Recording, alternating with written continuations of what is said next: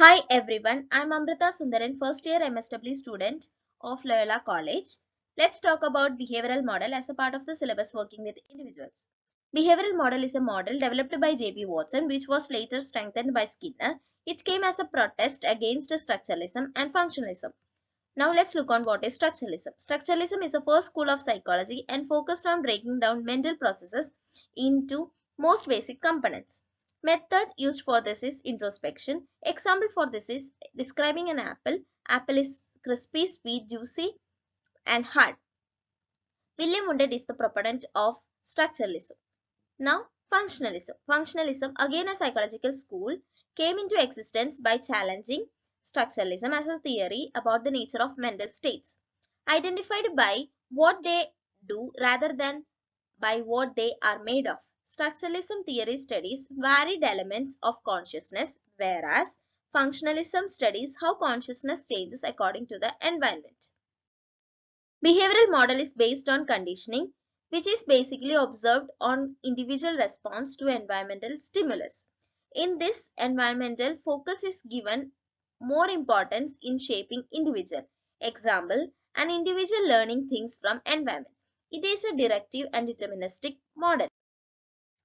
Behavior is considered as the product of conditioning, and as it is dealt directly, it is important.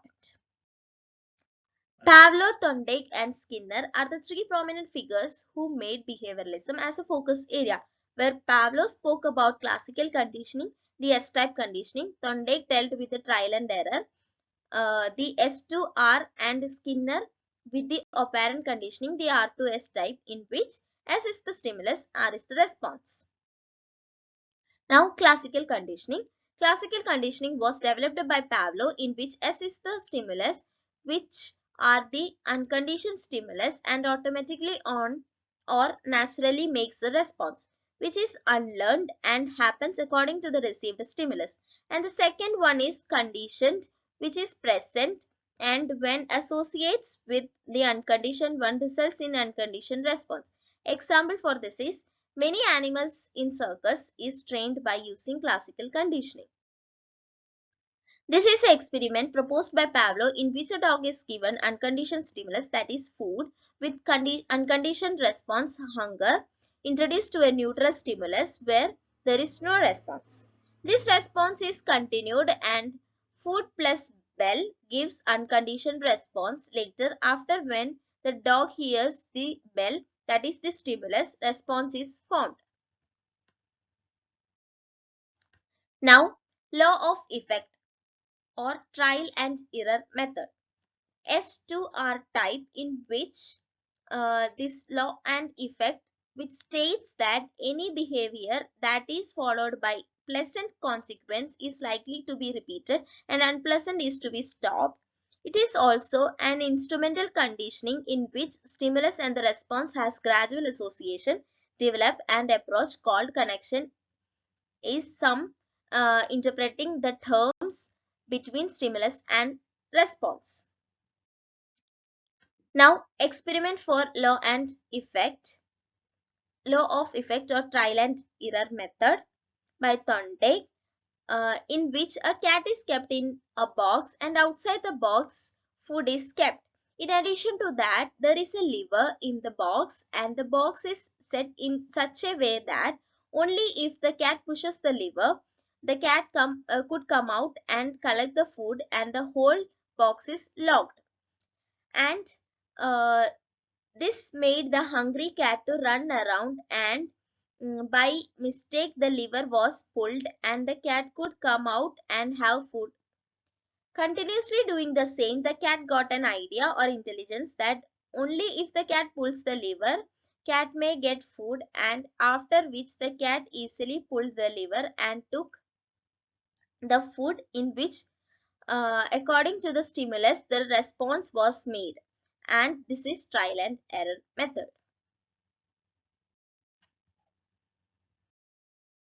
Now, operant conditioning. Operant conditioning by Skinner is the R2S type, in which the Skinner believed that internal thoughts and motivations could not be used to explain behavior and only external factors should be focused. Reinforcement is an event that increases the behaviors it follows, there are positive reinforcement and negative reinforcement. Positive reinforcement includes favorable events that presented after a behavior response or behavior is strengthened. Negative is the first enforcement causes the removal of an unfavorable events outcomes after displaying of a behavior in which something considered unpleasant. It is the response to stimulus type where focus is given to response. Example for positive reinforcement is giving chocolates to the students and students for good performance, and example for negative reinforcement is giving punishments for spitting in roadsides. Skinner's box. This is an experiment conducted by Skinner uh, for operant conditioning. Skinner created a box in which a rat is placed in such a way that only if the rat presses the lever in the box the rat will get food. So at the initial time the rat was roaming around, after which when the rat touches the lever, food came to the rat, and after many attempts rat realized that only if the rat touches the lever the rat will get food. So the rat started to touch the lever whenever the rat felt hungry. Now CBT, Cognitive Behavioral Therapy. CBT, it was proposed by Aaron Beck and was invented in 1960s, in which the cognitive and behavioral elements are merged together to form an umbrella term, cognitive behavioral therapy, and is basically based on classical conditioning to break the association between stimulus and the undesigned response. Beck found that if a person was feeling upset in some way, the thoughts were usually negative and neither realistic nor helpful. Beck found that identifying these thoughts was the key to client understanding and overcoming his or her difficulties. CBT is used to help treat a wide range of issues in a person's life, from sleeping difficulties to relationship problems to drug and alcohol abuse or anxiety and depression. CBT works by changing people's attitudes and their behavior by focusing on the thoughts, images, beliefs, and attitudes that are held a person's cognitive process, and how these processes relate to the way a person behaves as a way of dealing with emotional problems. Most psychotherapists who practice CBT personalize and customize therapy to the specific needs and personality of each patient. Example, alcohol patients are given CBT therapy in order to overcome from alcoholism by both behavior and cognitive level. Therapy is provided. These are some common cognitive distortions clients may present throughout during casework practice.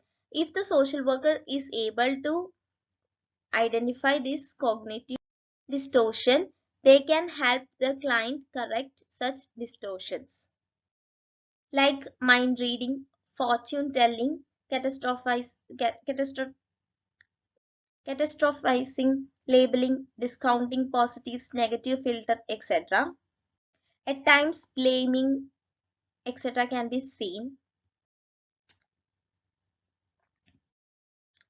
Now, therapeutic process. Therapeutic process in social work practice plays an important role, in which before analyzing a problem, social workers should have idea on 5 major components of therapeutic process. They are problem list, in which the problem are understood and listed out, after which the diagnoses are made by working on a hypothesis, followed by focusing on strengths and asserts are collected for setting plan for a treatment. Importance of problem are the key figure of therapy, which focus on moving the troublesome behaviors and solving the problem. In short, problem list, diagnosis, working hypothesis, strengths and asserts, treatment plan. These are the five important things that a social worker should focus on. Now, systematic desensitization. This is a therapeutic process in which the clients are treated uh, with a slow process where the process includes three steps. Basically, systematic desensitization is designed to help clients overcome anxiety in particular situations. A client is asked to describe the situation that causes anxiety and then to rank this situation. The three process is used. First, relaxation. The caseworker or the caseworker teaches him or her to relax physically or mentally. Constructing an anxiety hierarchy. Hierarchy is then reviewed starting with low anxiety items.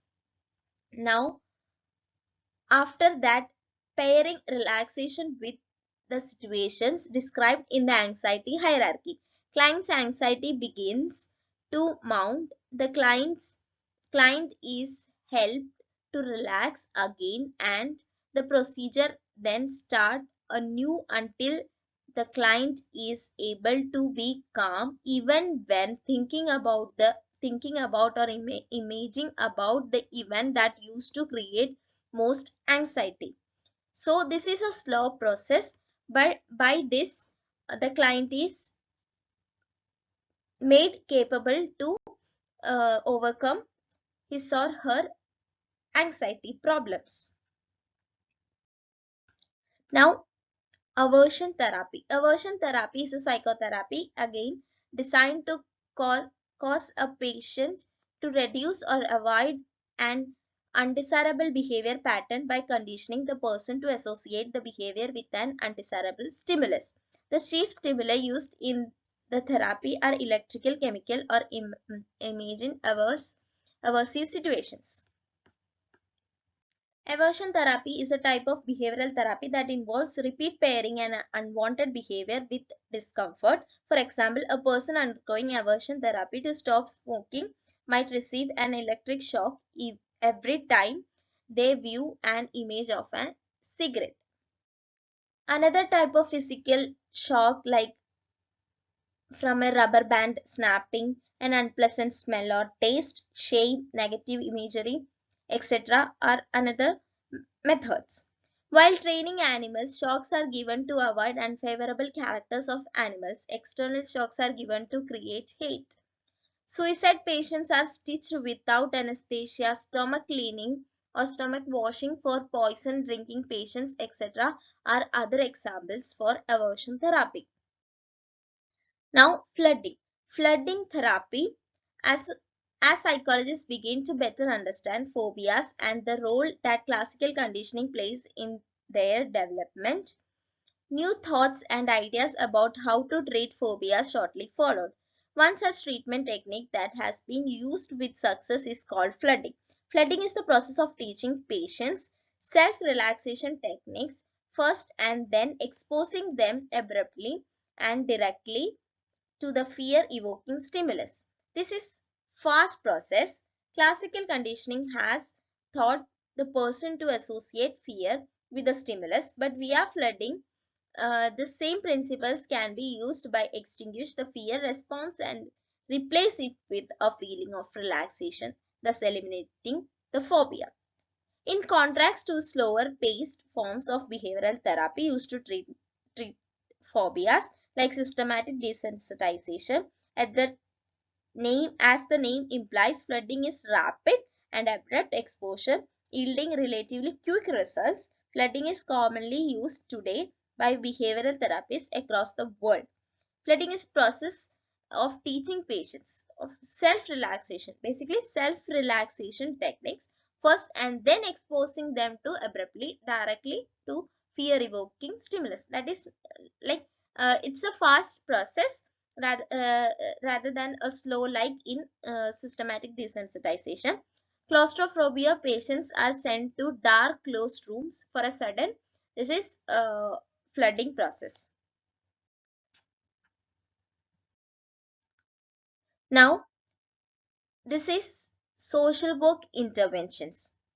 As working with individuals is a paper where lot of importance is given to the individual and is considered to be more focused on psychic health of individual. So as a social case worker deals with multiples of individuals, it become a medium to find problems among individuals and execute the appropriate therapies, for which social case workers should have knowledge on basic models proposed. Social worker can play roles like educator, informator by assisting the client to diagnose and modify the character. To learn and unlearn things, therapies should be used, and only if social worker has knowledge, it might be it makes the intervention practical. Responses can be conditioned using this model, as if S2R offers assistance with cognitive behavioral therapies can be used. In case of alcohol addict patients, caseworker can use CBT, flirting, and systematic desensitization for phobias can be implemented. While interacting with clients, the caseworker may find that clients are showing cognitive distortions, so caseworker can act accordingly by implementing CBT.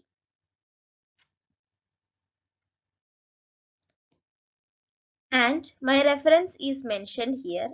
I have used psychology text for collecting more informations and referred YouTube videos.